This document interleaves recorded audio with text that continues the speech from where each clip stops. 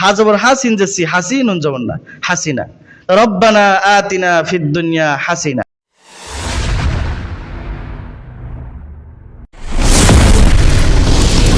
হাসানা এখন যদি সিনের নিচে জের দিয়ে দেন কাসরা দিয়ে দেন হাসিনা হা জবর হা সিন জেসি হাসি নুন জবর না হাসিনা রব্বানা আতিনা ফিদ দুনিয়া হাসিনা।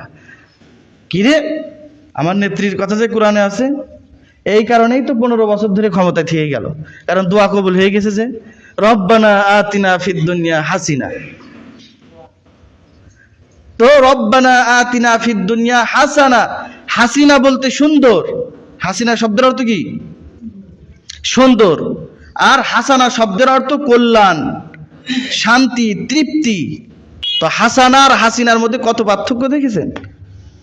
তো আল্লাহ বলছেন রব্বানা আতিনা ফিদ দুনিয়া হাসানা ওয়া ফিল আখিরাতি হাসানা ওয়া কিনা আযাবান নার।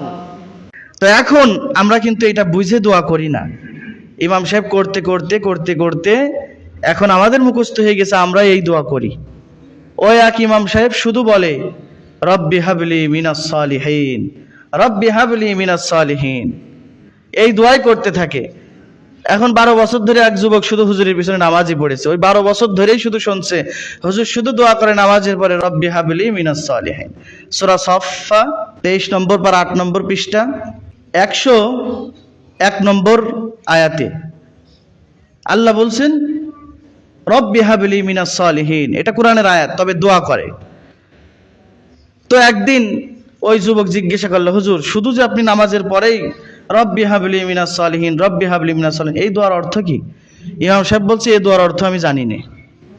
তা বলছে আপনি জানেন না, এটা কোনো কথা? তো তিনি একটা মাওলানার কাছে গেলেন, যারা সরফ নাহু পড়েছে, যারা মান্তিক বালাগাত পড়েছে, যারা কোরআন হাদিস একটু জানে, তাদের কাছে যে গিয়েছে, যে বলছে হুজুর এই দোয়ার অর্থ কি?